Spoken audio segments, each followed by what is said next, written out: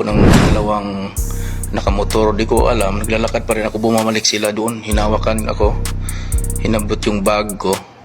So ito mga kabayan, meron tayong kababayang OFW dito sa bansang Saudi Arabia na ayon po sa kanya, siya po ay na-hold up sa lugar ng Bata. Minsan ay merong mga hold upper dyan na naggala-gala at tumitsempo lang para hold upin ka at dukutan. At ayon po sa kanya ay natangay ang kanyang passport. Dapat nga raw ay siya ay mag-exit na, pero hindi po siya nakauwi dahil wala siyang ticket at natangay nga ang kanyang passport. Baka nga pati ang kanyang pera ay natangay din. Pero pumunta naman daw siya sa Polo o sa Philippine Embassy at humingi po siya ng tulong. At ang advice ng Polo sa kanya ay bumalik siya kapag meron na siyang ticket dahil bibigyan siya ng travel documents. Ang tanong niya ngayon, pwede bang gamitin ang travel documents papauwi lang sa Pilipinas?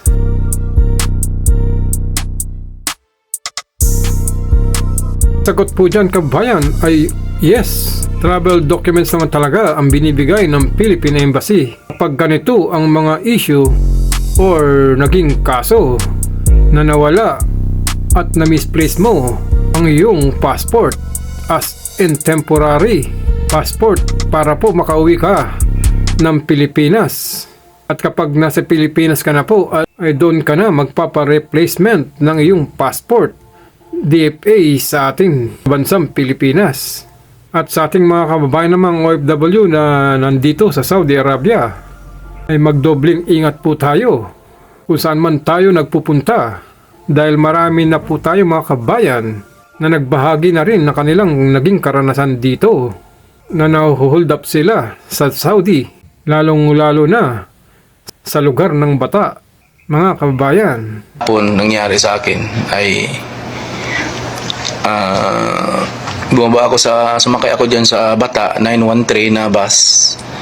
913 na bus. So papasok yan papuntang Ulisya. So pagdating ko sa Ulisya, yung lugar na yan ay parang private na lugar ba, yung mga residential. Tapos walang katao-tao, naglakad ako, tapos sinalubong ako ng dalawang nakamotor, di ko alam, naglalakad pa rin ako, bumamalik sila doon, hinawakan ako, hinabot yung bag ko, at saka tinutukan ako ng baril. Hindi ko alam kung totoong baril yun, pero talaga palagi kung totoo talaga yun mga idol. Pero ngayon, nung nakuha na nila yung gamit ko, nandoon lahat, cellphone. Mabuti itong cellphone ko na isa, naiwan. Kaya sa lahat ng mga OFW dito sa Riyadh, huwag maglakad na mag-isa, huwag pumunta sa mga lugar na gabi na yung lugar na walang katao-tao, kasi uso talaga dito ngayon sa Riyadh ang yung hold-upan kahit dyan sa Bata. Sa lugar namin dito sa Al Hamsudi, marami rin na gumagala rito na mga magnanakaw, lalo na sa gabi. Kaya wag nang gagala pa pag gabi na rito dahil aabangan ka ng mga baduba. Sila po minsan naka-motor sila o naka-bisikleta, o minsan grupo-grupo sila na nakatambay dyan sa kanto. Aabangan ka hanggang sa yung paglalakad, habulin ka. Kaya kahit dito sa Saudi Arabia, marami pa rin mga magnanakaw at hold-upper dito. Kaya mga kabayan, mag-iingat po kayo ha.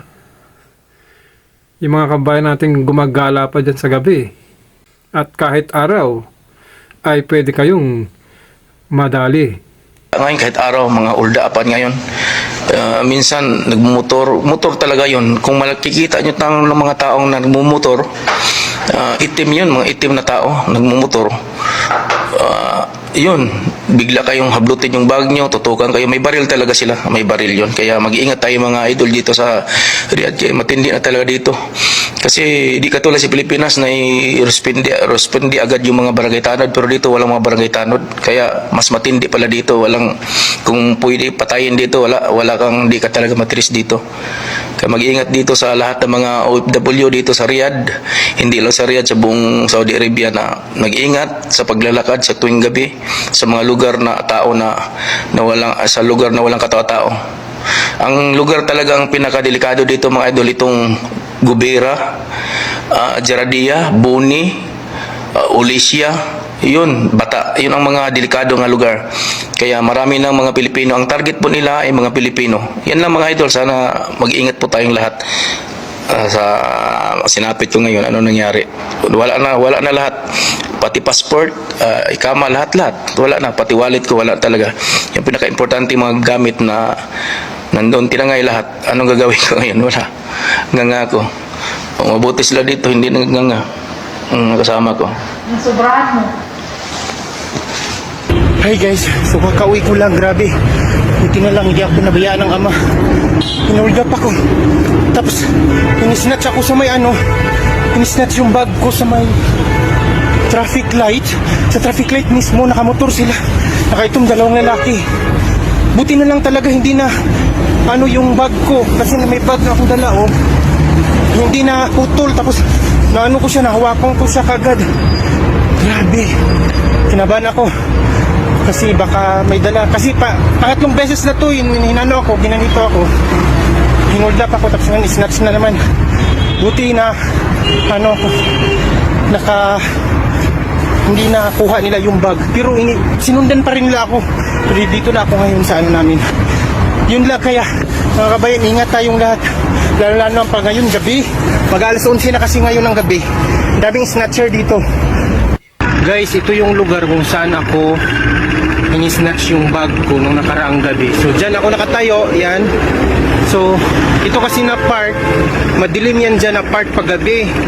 So, dito talaga kami dumadaan kasi nandyan lang sa unahan yung bus station tsaka metro station. So, dadaan talaga kami dito kasi yung bahay namin, dito ako banda, dito ako nakatayo. Dito ako nakatayo, inablot nila yung ko, yung bag. So sa mga kababayan natin, kasi marami ako nakikitang mga kababayan dito dumadaan paggabi, ingat po kayo sa area nito na ito kasi yun, ito may siya papuntang Orange Line na metro, tapos may papuntang Jaradia yan doon, tapos ito naman dito siya papuntang metro na court complex. So yun mga kabayan, ingat tayo banda dito sa may Shamisi kasi yun nga, ang daming mga pala talaga dito, siguro nag-aabang sila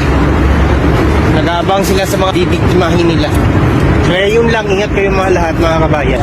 Bawat isa sa atin. So, awareness lang niya. Awareness na siya sa mga kababayan natin. Mag-ingat. You know?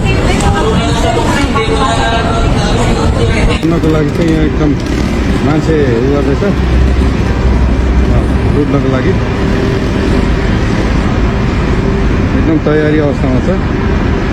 यो बाटोमा जो क्रस गरेर हिँड्छ त्यो मान्छेलाई चाहिँ चोर्नलाई यसरी बसिरहेछ,